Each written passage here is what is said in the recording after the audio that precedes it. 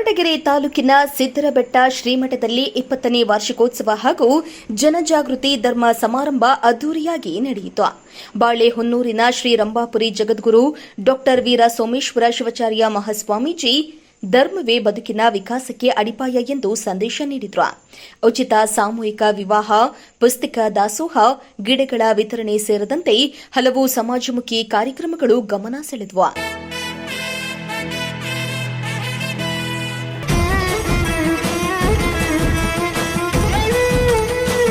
ಚನ್ನರಾಯನದುರ್ಗ ಹೋಬಳಿಯ ಸಿದ್ದರಬೆಟ್ಟದ ಶ್ರೀ ಬಾಳೆಹೊನ್ನೂರು ಕಾಸಾ ಶಾಖಮಠದಲ್ಲಿ ನಡೆದ ಸಮಾರಂಭದಲ್ಲಿ ಮಾತನಾಡಿದ ಶ್ರೀ ರಂಭಾಪುರಿ ಜಗದ್ಗುರು ಡಾ ವೀರ ಸೋಮೇಶ್ವರ ಶಿವಾಚಾರ್ಯ ಮಹಾಸ್ವಾಮೀಜಿ, ಮನುಷ್ಯನ ನಿಜವಾದ ಆಸ್ತಿ ಧರ್ಮ, ಸಂಸ್ಕೃತಿ ಮತ್ತು ಸಂಸ್ಕಾರವಾಗಿದ್ದು, ಧರ್ಮ ಪರಿಪಾಲನೆಯಿಂದಲೇ ಸಮಾಜದಲ್ಲಿ ಶಾಂತಿ ಮತ್ತು ಸೌಹಾರ್ದತೆ ನೆಲೆಸುತ್ತೆ ಎಂದು ಆಶೀರ್ವಚನವನ್ನ ನೀಡಿದರು. ಇನ್ನು ಆಧುನಿಕತೆಯ ಭರಾಟೆಯಲ್ಲಿ ಭಾರತೀಯ ಸಂಸ್ಕೃತಿ ಮತ್ತು ಮೌಲ್ಯಗಳು ಮರೆಯಾಗ್ತಾವೆ.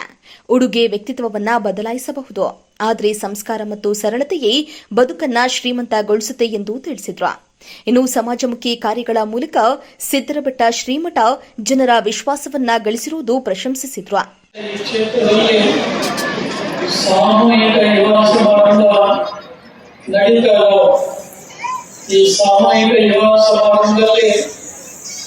ಕೇವಲ ಬಡವರ್ಗದ ಜನ ಅಷ್ಟೇ ಮದುವೆ ಆದ ಸಾಲು. ಈ ಸಾಮೂಹಿಕ ವಿವಾಹ ಸಮಾರಂಭದಲ್ಲಿ ಶ್ರೀಮಂತ ಕುಟುಂಬದವರು ಸಹ ಸರಳವಾಗಿ ಮದುವೆ ಆದರೆ ನಿಜವಾಗಲೂ ಸಾಮೂಹಿಕ ವಿವಾಹಕ್ಕೆ ಇನ್ನೊಂದು ವಿಶೇಷ ಮಹತ್ವ ಬರಲಿಕ್ಕೆ ಸಾಧ್ಯವಾಗ್ತಾ ಇದೆ. ಇವತ್ತು ಮದುವೆಗಳಂದ್ರೆ ಬಹಳಷ್ಟು ಆಡಂಬರದಿಂದ, ದುಂದು ವೆಚ್ಚಗಳಿಂದ ಕೂಡಿತು ಅನ್ನುವಂಥದ್ದು ನಮಗೆಲ್ಲ ಗೊತ್ತಿದೆ. ಸಮಾಜದಲ್ಲಿ ಆಗುವಂತಹ ದುಂದು ವೆಚ್ಚ ಆಗಬಾರದು ಅನ್ನುವಂಥ ಉದ್ದೇಶದಿಂದ ಬಡ ಕುಟುಂಬದ ಜನತೆಗೆ ಒಳಿತಾಗಬೇಕು ಅನ್ನುವಂಥ ಸದಾಶಯವನ್ನು ಹೊತ್ತು ವೀರಭದ್ರ ಶಿವಾಚಾರ್ಯ ಸ್ವಾಮಿಗಳು ಈ ಕಾರ್ಯವನ್ನು ಮಾಡ್ತಾ ಇದ್ದಾರೆ. ಈ ಕಾರ್ಯಕ್ಕೆ ಧರ್ಮಸ್ಥಳದ ಧರ್ಮಾಧಿಕಾರಿಗಳಾದಂತ ಡಾಕ್ಟರ್ ವೀರೇಂದ್ರ ಹೆಗ್ಡೆ ಅವರು ವಿಶೇಷವಾದಂತಹ ಸಹಕಾರ ಪ್ರತಿ ವರ್ಷ ಕೊಡ್ತಾ ಇರುವುದನ್ನ ನಾವು ಗಮನಿಸಿದೆ. ಮೇಲಾಗಿ ಈ ವರ್ಷ ಈ ಕ್ಷೇತ್ರದಿಂದ ಕೊಡುವಂತ ಸಿದ್ಧಶ್ರೀ ಪ್ರಶಸ್ತಿ ಅವರಿಗೆ ಘೋಷಣೆಯನ್ನ ಶ್ರೀಗಳವರು ಮಾಡಿದ್ರು. ಆದರೆ ಕಾರ್ಯ ಬಾಹುಲ್ಯದ ಒತ್ತಡದಿಂದಾಗಿ ಸ್ವಲ್ಪ ಆರೋಗ್ಯದಲ್ಲಿ ಏರೋಪೇರೋ ಆಗಿರುವ ಕಾರಣ ಡಾಕ್ಟರ್ ವೀರೇಂದ್ರ ಹೆಗ್ಡೆಯವರು ಈ ಸಮಾರಂಭದಲ್ಲಿ ಪಾಲ್ಗೊಳ್ಳಲಿಕ್ಕೆ ಸಾಧ್ಯವಾಗಿಲ್ಲ. ಮುಂದೊಂದು ದಿನ ಶ್ರೀಗಳವರು ಧರ್ಮಸ್ಥಳ ಕ್ಷೇತ್ರಕ್ಕೆ ಹೋಗಿ ಆ ಸಿದ್ಧಶ್ರೀ ಪ್ರಶಸ್ತಿಯನ್ನ ಅವರಿಗೆ ಅನುಗ್ರಹಿಸಿ ಶುಭವನ್ನ ಕೋರಿ ಬರುವಂತವರಾಗಿದ್ದಾರೆ ಅನ್ನುವಂತ ಮಾತನ್ನ ಈ ಸಂದರ್ಭದಲ್ಲಿ ಹೇಳಬೇಕಾಗ್ತಾ ಇದೆ. ಇನ್ನು ಸಿದ್ದರಬೆಟ್ಟ ಶ್ರೀಮಠದ ಪೀಠಾಧ್ಯಕ್ಷ ಶ್ರೀ ವೀರಭದ್ರ ಶಿವಾಚಾರ್ಯ ಸ್ವಾಮೀಜಿ ಮಾತನಾಡಿ, ಸಾಮೂಹಿಕ ವಿವಾಹಗಳು ಸಮಾಜದಲ್ಲಿ ಸಮಾನತೆ ಮತ್ತು ಸರಳತೆಯ ಸಂದೇಶವನ್ನ ಸಾರುತ್ತೆ ಎಂದು ಹೇಳಿದರು. ಮಠದ ಬೆಳವಣಿಗೆಯಲ್ಲಿ ಭಕ್ತರ ಸಹಕಾರ ಪ್ರಮುಖವಾಗಿದ್ದು, ಸಮಾಜ ಸೇವೆ ಸಲ್ಲಿಸಿದ ಭಕ್ತರನ್ನ ಪ್ರತಿ ವರ್ಷ ಗುರುಸೇವಾ ರತ್ನ ಪ್ರಶಸ್ತಿಯ ಮೂಲಕ ಗೌರವಿಸಲಾಗುತ್ತೆ ಎಂದು ತಿಳಿಸಿದರು. ಹಲವಾರು ಭಕ್ತರ ಕುಟುಂಬದವರು ಆರ್ಥಿಕ ಕಷ್ಟ ಇರ್ತಕ್ಕಂಥವ್ರು ಬಡವರಿಗೆ ಅನುಕೂಲವಾಗುತ್ತದೆ ಅನ್ನುವಂಥ ಒಂದು ಸೂಚನೆಯನ್ನ ಒಂದು ವಿಷಯವನ್ನು ತಿಳಿಸಿದ ಮೇಲೆ ಭಕ್ತರ ಒಂದು ಅಪೇಕ್ಷಿತ ಸಹಕಾರ ಸ್ಪಂದಿಸಬೇಕಾಗಿರ್ತಕ್ಕಂಥ ಒಂದು ಸ್ವಾಮೀಜಿಯವರ ಕೆಲಸ ಆಗಿರೋದ್ರಿಂದ ಆಯ್ಕೆ ಮಾಡಿ ಅಂತ ಹೇಳಿ ಪ್ರತಿ ವರ್ಷ ನಾವು ಸಾಮೂಹಿಕ ವ್ಯವಸ್ಥೆಯನ್ನು ಏರ್ಪಡಿಸ್ತಾ ಬಂದಿದ್ದೇವೆ. ಕನಿಷ್ಠ ಈಗಾಗಲೇ ಒಂದು 500ಕ್ಕಿಂತ 600ವರೆಗೂ ಹೆಚ್ಚು ಕಾರ್ಯಕ್ರಮಗಳು ವಿವಾಹ ಮಹೋತ್ಸವದಲ್ಲಿ ಭಾಗವಹಿಸಿದ್ದಾರೆ. ಈ ವರ್ಷ 17 ಜೊತೆಗಳು ಸಹಿತ ಈ ಸಮಾರಂಭದಲ್ಲಿ ಭಾಗವಹಿಸಿದ್ದಾರೆ.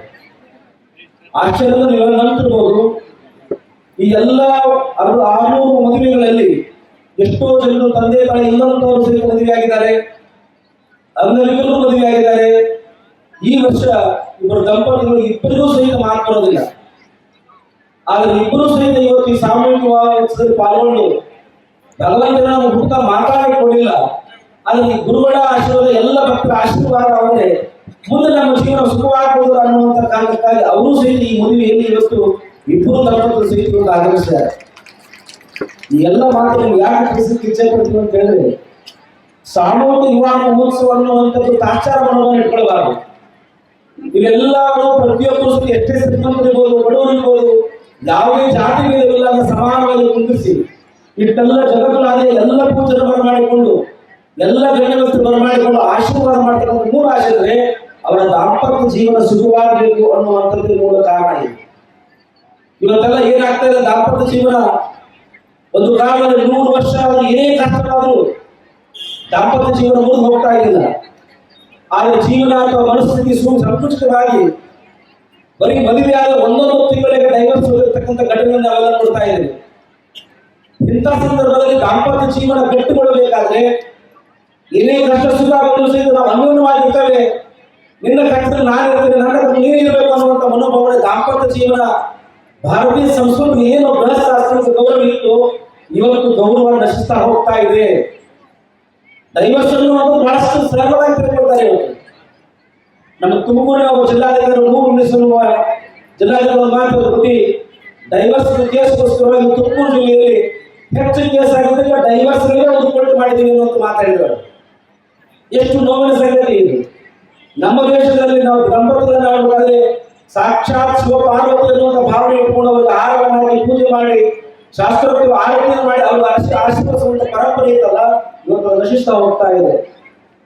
ಹಾಗಾಗಿ ಇವತ್ತು ಅದು ಗಟ್ಟಿಕೊಳ್ಬೇಕು ಅನ್ನುವಂಥ ಕಾರಣಕ್ಕಾಗಿಯೇ ಇಂಥ ಸಾಮೂಹಿಕ ಮಹೋತ್ಸವದಲ್ಲಿ ಪಾಲ್ಗೊಂಡು ಎಲ್ಲ ಜಗತ್ತುಗಳಾದಿಯಾಗಿ ಪೂಜೆ ಆಶೀರ್ವಾದ ಮಾಡಿ ಅವರ ದಾಂಪತ್ಯ ಜೀವನ ಸುಖಮಯವಾಗಬೇಕು ಅನ್ನುವಂಥ ಕಾರಣಕ್ಕಾಗಿಯೇ ಸಾಮೂಹಿಕ ಮಹೋತ್ಸವವನ್ನು ಏರ್ಪಡಿಸ್ತಾ ಇದ್ದಾರೆ.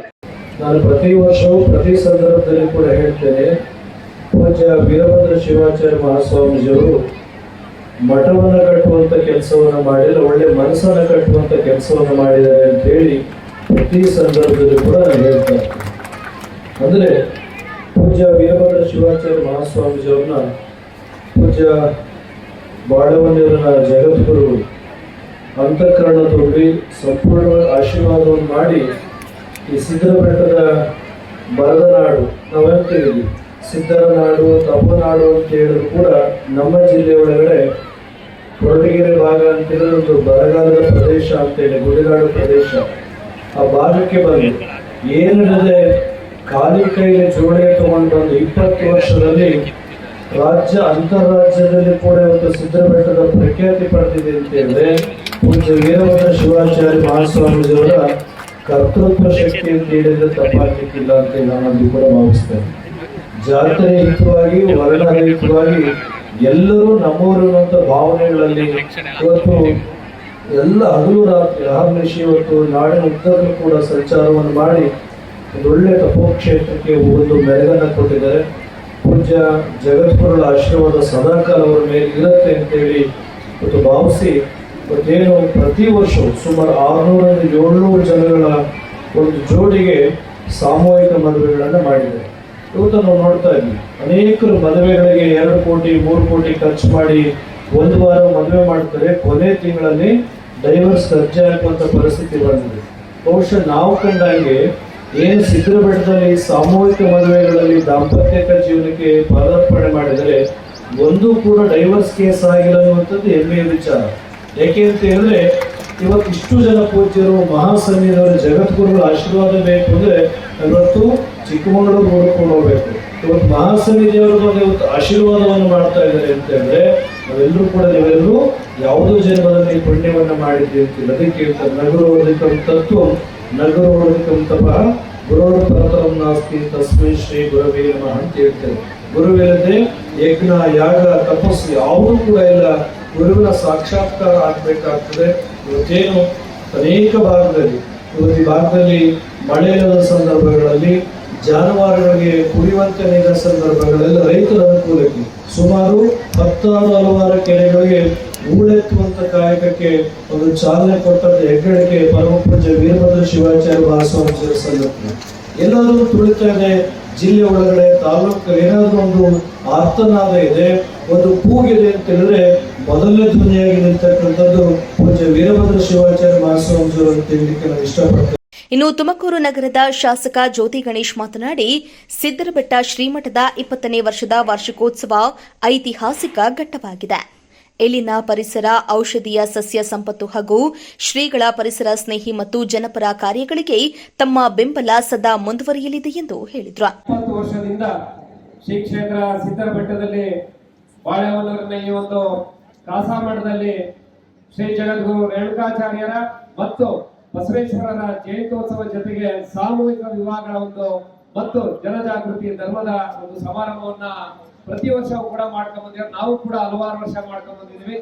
ಈ ವರ್ಷವೂ ಕೂಡ ಈ ಒಂದು ಮಠಕ್ಕೆ ಅಟ್ರಾಕ್ಷನ್ ಅಂತೆ ನಾನಾ ಕಡೆಯಿಂದ ಭಕ್ತರು ಇವತ್ತು ಈ ಒಂದು ಧಾರ್ಮಿಕ ಸಮಾರಂಭದಲ್ಲಿ ಮಾಡ್ಕೊಂಡ್ ಬಂದಿದ್ದೀರಾ. ತಮ್ಮೆಲ್ಲರಿಗೂ ಕೂಡ ನಾವು ಮೊದಲನೇದಾಗಿ ಮಠದ ಪರವಾಗಿ ನಿಮ್ಮೆಲ್ಲರಿಗೂ ಕೂಡ ಧನ್ಯವಾದಗಳನ್ನ ಹೇಳ್ತಾ, ಏನು ಪರಮ ಪೂಜ್ಯ ಸ್ವಾಮೀಜಿಗಳು ಇಷ್ಟೊತ್ತು ಹೇಳಿದಾಗೆ ಈ ಒಂದು ಆಡಂಬರದ ಮದುವೆಗಳು ನಿಲ್ಬೇಕು, ಜನರೆಲ್ಲರೂ ಕೂಡ ಸಿಂಪಲ್ ಆಗಿ ಈ ಒಂದು ಸಾಮೂಹಿಕ ವಿವಾಹಗಳಲ್ಲಿ ಭಾಗವಹಿಸಬೇಕು ಅಂತ ಅವ್ರು ಹೇಳೋದಕ್ಕೆ ಪ್ರತಿ ವರ್ಷವೂ ಕೂಡ ಈ ಒಂದು ಜೋಡಿಗಳು, ನವ ಜೋಡಿಗಳು ಬಂದಿರುವಂತದ್ದು.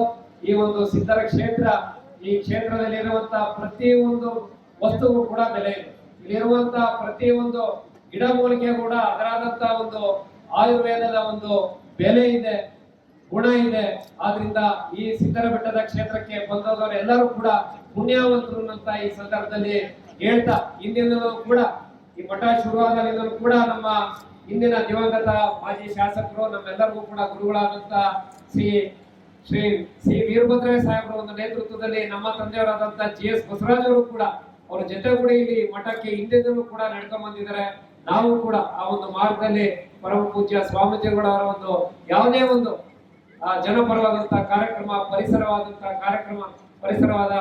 ಪರವಾದಂತಹ ಕಾರ್ಯಕ್ರಮಗಳಲ್ಲಿ ನಾವೆಲ್ಲರೂ ಕೂಡ ಮುಂದೆ ಕೂಡ ಕೈ ಜೋಡಿಸ್ತೀವಿ ಅಂತ ಹೇಳ್ತಾ, ಪರಮ ಪೂಜ್ಯರ ಈ ಒಂದು ಕಾರ್ಯಕ್ರಮ ಧರ್ಮದ ಪರ ಕಾರ್ಯಕ್ರಮ, ಜನಪರವಾದಂತಹ ಕಾರ್ಯಕ್ರಮ ಮತ್ತು ಆಡಂಬರವಿಲ್ಲದೆ ಈ ಒಂದು ಏನು ಸಾಮೂಹಿಕ ವಿವಾಹಗಳನ್ನ ಪ್ರೋತ್ಸಾಹಿಸುವಂತ ಈ ಕಾರ್ಯಕ್ರಮಕ್ಕೆ ಯಶಸ್ಸು ಸಿಗಲಿ, ನಾವು ಸದಾಕಾಲ ಮಠಕ್ಕೆ ನಡ್ಕೊಂತೀವಿ ಅಂತ ಹೇಳ್ತಾ, ಸಾಮೂಹಿಕ ವಿವಾಹಗಳು ವರ್ಷ ದಿನ ಜಾಸ್ತಿ ಆಗ್ತಾ ಇದೆ. ಅದಕ್ಕೆ ಜಗದ್ಗುರುವರ ಆಶೀರ್ವಾದ, ಇಲ್ಲಿ ಬಂದಿರ್ತಕ್ಕಂಥ ಎಲ್ಲ ಹಿರಿಯರು ಮತ್ತೆ ವೇದಿಕೆ ಬರ್ತಕ್ಕಂಥ ಎಲ್ಲ ಗಣ್ಯರ ಆಶೀರ್ವಾದದಿಂದ ಈ ಒಂದು ಕಾರ್ಯಕ್ರಮ ಜರುಗ್ತಾ ಇದೆ. ಅದರಲ್ಲಿ ವಿಶೇಷವಾಗಿ ಬಹಳಷ್ಟು ಜವಾಬ್ದಾರಿಯನ್ನು ಹೊತ್ಕೊಂಡು ಊರೂರು ಸುತ್ತಿ ಈ ಮಠವನ್ನ ಒಂದು ರಾಜ್ಯ ಮಟ್ಟದಲ್ಲಿ ಅಭಿವೃದ್ಧಿ ಮಾಡಬೇಕು, ಜನ ಈ ಕಡೆ ನೋಡ್ಬೇಕು ಅಂತ ದೃಷ್ಟಿಯಲ್ಲಿ ನಮ್ಮ ವೀರಭದ್ರ ಶಿವಾಚಾರ್ಯಗಳು ಹೋರಾಟ ಮಾಡ್ತಾ ಇದ್ದಾರೆ. ನಮ್ಮ ಅಳಿಲು ಸೇವೆ ಅವ್ರ ಜೊತೆ ಯಾವಾಗ ಇರ್ತಾರೆ ನಮ್ಮ ಕೂಡ ನಾವು ಗುರುಗಳಿಗೆ ನಾವು ತಿಳಿಸ್ತೇವೆ. ಇವತ್ತು ಈ ಒಂದು ಕಾರ್ಯಕ್ರಮಕ್ಕೆ ಬಹಳಷ್ಟು ಜನ ವೇದಿಕೆಗಳಿದ್ದಾರೆ. ವೇದಿಕೆ ಮುಂಭಾಗದಲ್ಲಿರ್ತಕ್ಕಂಥ ಎಲ್ಲ ತಾಲೂಕಿನ ಅಕ್ಕಪಕ್ಕದ ಜಿಲ್ಲೆ ಎಲ್ಲ ಜನ ಇವತ್ತು ಈ ಮಠದ ಭಕ್ತಾದಿಗಳೆಲ್ಲ ಬಂದಿದ್ದಾರೆ. ನಾನು ಹೇಳೋದಿಷ್ಟೇ, ನಮ್ಮ ಗುರುಗಳಿಗೆ ನಾನು 2 ದಿವಸ ಇದ್ದೇ ಒಂದು ಆಧಾರ ಕೊಡೋದೆ, ಶ್ರೀ ಕ್ಷೇತ್ರಕ್ಕೆ ನಾನು ಯಾವ ರೀತಿ ಬೇಕಾದ್ರೂ ಉಪಯೋಗಿಸ್ಕೊಳ್ಳಿ. ಇವತ್ತು ನಿಮ್ಮ ಮುಂದೆ ಹೇಳ್ತಾ ಇದ್ದೀನಿ, ಇಲ್ಲಿ ಒಂದು 100 ಜಾಗ ಕೊಟ್ಟರೆ ನನಗೆ ಗುರುಗಳು ಒಂದು ಸಮುದಾಯ ಭವನ ಕಟ್ತಕ್ಕಂಥವ್ರು, ದೊಡ್ಡ ಮಟ್ಟದ ಚೌಲ್ಟ್ರಿ ಈ ಭಾಗದಲ್ಲಿ ಯಾರು ಉಚಿತವಾಗಿ ಮದುವೆಗಳು ಮಾಡ್ತಕ್ಕಂಥ ಕೆಲಸವನ್ನ ಗುರುಗಳ ಸನ್ನಿಧಿಯಲ್ಲಿ ಮಾಡ್ತಕ್ಕಂಥ ಕೆಲಸವನ್ನ ಇದೇ ನಮ್ಮ ಗುರುಗಳನ್ನ ದೊಡ್ಡವ್ರನ್ನ ಕರೆಸಿ, ಜಗದ್ಗುರುಗಳನ್ನ ಕರೆಸಿ ಮುದ್ರಿ ಪೂಜೆ ಮಾಡಿ 1.5 ವರ್ಷದೊಳಗೆ 1 ವರ್ಷಗಳ ಸಮುದಾಯ ಭವನ ಈ ಕ್ಷೇತ್ರದ ಬಡವರಿಗೆ ಆಗ್ತಕ್ಕಂಥ ಕೆಲಸವನ್ನ ಮಾಡ್ತಕ್ಕಂಥ ಕೆಲಸವನ್ನ ಆದಷ್ಟು ಬೇಗ ಈ ಶ್ರಾವಣದ ಒಳಗಡೆ ಜಗದ್ಗುರು ಹತ್ರ ಮಾತಾಡಿ, ವೀರಭದ್ರ ಶಿವಾಚಾರ್ಯ ಹತ್ರ ಮಾತಾಡಿ ಒಂದು ಪೂಜೆ ಮಾಡಿ ಒಂದು ಕಲ್ಯಾಣ ಮಂಟಪ ಕಟ್ಟುವಂತ ಕೆಲಸವನ್ನ ಮಾಡ್ತಾರೆ. ಸುಮಾರು 20 ವರ್ಷಗಳಿಂದ ಸತತವಾಗಿ ಶ್ರೀ ಕ್ಷೇತ್ರದಲ್ಲಿ ಧಾರ್ಮಿಕ ಕಾರ್ಯಗಳ ಜೊತೆಗೆ ಸಾಮಾಜಿಕ ಕಾರ್ಯಗಳನ್ನ ಹಮ್ಮಿಕೊಂಡು ಶ್ರೀ ವೀರಭದ್ರ ಶಿವಾಚಾರ್ಯ ಸ್ವಾಮಿಗಳ ಒಂದು ಆಶಯದಂತೆ ಈ ಭಾಗದಲ್ಲಿ, ನಮ್ಮ ತಾಲೂಕಿನ ಈ ಭಾಗದಲ್ಲಿ ಈ ಒಂದು ಕ್ಷೇತ್ರ ಅತ್ಯಂತ ಸಾಮಾಜಿಕ ಕೇಂದ್ರದಲ್ಲಿ ಅವ್ರದೇ ಆದಂತಹ ಒಂದು ಛಾಪನ ಮೂಡಿಸಿದೆ. ಅದಕ್ಕೆ ಉದಾಹರಣೆ ಅಂದ್ರೆ ಪ್ರತಿ ತಿಂಗಳು ಕೂಡ ಬೆಳದಿಂಗಳ ಕೂಟವನ್ನ ಏರ್ಪಡಿಸಿ ಬೇರೆ ಬೇರೆ ಕ್ಷೇತ್ರದಲ್ಲಿ ಸಾಧನೆ ಮಾಡಿರ್ತಕ್ಕಂಥ ಎಲ್ಲ ಮಾಹಿತಿಯನ್ನ ಕರೆಸಿ ಅವರಿಂದ ನಮ್ಮ ಜನಗಳಿಗೆ ಒಂದು ಜಾಗೃತಿಯನ್ನ, ಧರ್ಮ ಜಾಗೃತಿಯನ್ನ ಮೂಡಿಸಲಿಕ್ಕೆ ಬಹಳ ಒಂದು ತಿಂಗಳು ತಪ್ಪದಂಗೆ ಪ್ರತಿ ಬೆಳದಿಂಗಳು ಕೂಡ ನಾವು ಚಾಚು ತಪ್ಪದಲ್ಲೇ ಮಾಡ್ಕೊಂಡ್ ಬರ್ತಕ್ಕಂಥ ಯಾವ್ದಾದ್ರು ಮಠ ಇದ್ರೆ ಅದು ಶ್ರೀ ಕ್ಷೇತ್ರ ಸಿದ್ಧಬೆಟ್ಟ ಮಠ ಅಂತ ನಾವು ಹೆಮ್ಮೆಯಿಂದ ಹೇಳ್ಬೇಕಾಗ್ತದೆ. ಅದೇ ರೀತಿ ಈ ಒಂದು ಪುಣ್ಯಕ್ಷೇತ್ರದಲ್ಲಿ ನವಜೋಡಿಗಳಿಗೆ ನಾವು ಹೇಳಿಕೆ ಬಯಸ್ತೀನಿ, ಸನ್ನಿಧಿಯವರು ನಿಜವಾದ ಸಾಕ್ಷಾತ್ ದೈವ ಸ್ವರೂಪಿಗಳು. ಅವರ ಕೈಯಲ್ಲಿ ಒಂದು ಅಕ್ಷತೆ ಬಿಟ್ರೆ ನಮ್ಮ ಜೀವನ ಪಾವನ ಆಗ್ತದೆ. ಅಂತದ್ರಲ್ಲಿ ಅವರ ಒಂದು ನೇತೃತ್ವದಲ್ಲಿ ನವ ಜೋಡಿಗಳು ಹೊಸ ಬಾಳಿಗೆ ಹೆಜ್ಜೆ ಇಟ್ಟಿದ್ರೆ ನೀವೆಲ್ಲ ಅದೃಷ್ಟವಂತರು. ನಿಮ್ಮ ಜೀವನದಲ್ಲಿ ಒಂದು ಪವಾಡನೆ ಸಂಭವಿಸುತ್ತದೆ ಅಂತ ನಾನು ಈ ಸಂದರ್ಭದಲ್ಲಿ ಹೇಳ್ತೀನಿ. ಬಂಧುಗಳೇ, ನಾವು ಮನುಷ್ಯ ಹುಟ್ಟಿದೀವಿ, ಏನ್ ತಗೊಂಡು ಹೋಗ್ತೀವಿ ಅನ್ನೋದು ಮುಖ್ಯ ಅಲ್ಲ. ಈ ಒಂದು ಭಾಗದಲ್ಲಿ ನ್ಯಾಯಯುತವಾಗಿ ಧರ್ಮವನ್ನ ಪ್ರಚಾರ ಮಾಡಿ ಈ ಜನಗಳಲ್ಲಿ ಜಾಗೃತಿಯನ್ನು ಮೂಡಿಸ್ತಕ್ಕಂಥ ಶ್ರೀಗಳ ಜೊತೆಯಲ್ಲಿ ನಾವು ನೀವೆಲ್ಲರೂ ಇರ್ತಕ್ಕಂಥದ್ದು ನಮ್ಮ ಕರ್ತವ್ಯ ಆಗ್ತದೆ. ಅವರ ಎಲ್ಲ ಸಾಮಾಜಿಕ ಕಾರ್ಯಗಳಿಗೆ ಮತ್ತೆ ಧರ್ಮ ಕಾರ್ಯಗಳಿಗೆ ನಾವೆಲ್ಲರೂ ಜೊತೆಯಲ್ಲಿ ಇರೋಣ. ಅವರಿಗೆ ಬೆಂಬಲವನ್ನ ಸೂಚನ, ಅವರಿಗೆ ಸಹಕಾರನ ಕೊಡೋಣ. ತಮ್ಮ ಕೈಲಿ ಏನಾಗ್ತೈತೋ ಅದನ್ನ ಸಹಕಾರ ಕೊಟ್ಟು ಶ್ರೀ ಮಠದ ಬೆಳವಣಿಗೆ ನಾವೆಲ್ಲರೂ ಕೂಡ ತಮ್ಮ ಜೀವನದ ಒಂದು ಪಾಲು ಏನಾದ್ರೂ ತಪ್ಪು ಮಾಡಿದ್ರೆ ಅದು ತೀರ್ಸ್ಕೊಳ್ಳಕ್ಕೆ ಒಂದು ಅವಕಾಶನ ಶ್ರೀಗಳು ಕಲ್ಪಿಸ್ಕೊಟ್ಟಿದ್ದಾರೆ. ಆ ಒಂದು ಧರ್ಮ ಕಾರ್ಯದಲ್ಲಿ ತಾವೆಲ್ಲರೂ ಪಾಲ್ಗೊಂಡು ಈ ಒಂದು ಧರ್ಮ ಕಾರ್ಯದಲ್ಲಿ ತಾವೆಲ್ಲರೂ ಕೂಡ ಪಾಲ್ಗೊಂಡಿರೋದು ತಮ್ಮೆಲ್ಲರ ಜೀವನದ ಒಂದು ಅವಿಸ್ಮರಣೀಯ ದಿನ ಅಂತ ನಾನು ಭಾವಿಸ್ತೀನಿ. ಇನ್ನು ವಾರ್ಷಿಕೋತ್ಸವದ ವಿಶೇಷ ಆಕರ್ಷಣೆಯಾಗಿ 20 ಯುವ ಜೋಡಿಗಳಿಗೆ ಉಚಿತ ಸಾಮೂಹಿಕ ವಿವಾಹವನ್ನ ನೆರವೇರಿಸಲಾಯಿತು. ಇದೇ ಸಂದರ್ಭದಲ್ಲಿ 20 ಭಕ್ತರನ್ನ ಗುರುರಕ್ಷೆ ನೀಡಿ ಸನ್ಮಾನಿಸಲಾಯಿತು. ಅನಾರೋಗ್ಯದ ಕಾರಣ ಸಮಾರಂಭಕ್ಕೆ ಆಗಮಿಸಲು ಸಾಧ್ಯವಾಗದ ಡಾಕ್ಟರ್ ಡಿ ವೀರೇಂದ್ರ ಹೆಗ್ಡೆ ಅವರಿಗೆ ಸಿದ್ದಶ್ರೀ ಪ್ರಶಸ್ತಿ ಪ್ರದಾನ ಮಾಡುವುದಾಗಿ ಶ್ರೀಗಳು ಘೋಷಿಸಿದ್ರು. ಇನ್ನು ಭಕ್ತರಲ್ಲಿ ಓದುವ ಅಭಿರುಚಿ ಬೆಳೆಸುವ ಉದ್ದೇಶದಿಂದ 10,000 ಪುಸ್ತಕ ದಾಸೋಹ ಕಾರ್ಯಕ್ರಮಕ್ಕೆ ಚಾಲನೆಯನ್ನ ನೀಡಲಾಯಿತು. ಒಂದು ಪುಸ್ತಕ ನೀಡಿ 2 ಪುಸ್ತಕ ಪಡೆಯಿರಿ ಎಂಬ ಪರಿಕಲ್ಪನೆ ಎಲ್ಲರ ಮೆಚ್ಚುಗೆಗೆ ಪಾತ್ರವಾಯಿತು. ಪರಿಸರ ಸಂರಕ್ಷಣೆಯ ಅಂಗವಾಗಿ 5,000 ಗಿಡಗಳನ್ನು ಉಚಿತವಾಗಿ ವಿತರಿಸಲಾಯಿತು. ಇದರ ಜೊತೆಗೆ ಅಷ್ಟಲಕ್ಷ್ಮಿ ಪೂಜೆ, 120ಕ್ಕೂ ಅಧಿಕ ಯುವ ಭಕ್ತರಿಗೆ ಸಾಮೂಹಿಕ ದೀಕ್ಷೆ, ಸಿದ್ದೇಶ್ವರ ಸ್ವಾಮಿಗೆ ಮಹಾರುದ್ರಾಭಿಷೇಕ, ಬಿಲ್ವಾರ್ಚನೆ ಹಾಗೂ ಜಗದ್ಗುರು ರೇಣುಕಾಚಾರ್ಯರು ಮತ್ತು ಸಿದ್ದೇಶ್ವರ ಸ್ವಾಮಿಗೆ ಬೆಳ್ಳಿ ಪಲ್ಲಕ್ಕಿ ಉತ್ಸವ ಸೇರಿದಂತೆ ಹಲವು ಧಾರ್ಮಿಕ ಕಾರ್ಯಕ್ರಮಗಳು ಭಕ್ತಿ ಭಾವದಿಂದ ಜರುಗಿದವು. ಇನ್ನು ಸಮಾರಂಭದಲ್ಲಿ ವಿವಿಧ ಮಠಗಳ ಪೀಠಾಧ್ಯಕ್ಷರು, ಜನಪ್ರತಿನಿಧಿಗಳು, ಧಾರ್ಮಿಕ ಮುಖಂಡರು ಹಾಗೂ ಸಾವಿರಾರು ಭಕ್ತರು ಭಾಗವಹಿಸಿ ವಾರ್ಷಿಕೋತ್ಸವಕ್ಕೆ ಮೆರುಗನ್ನ ತಂದರು.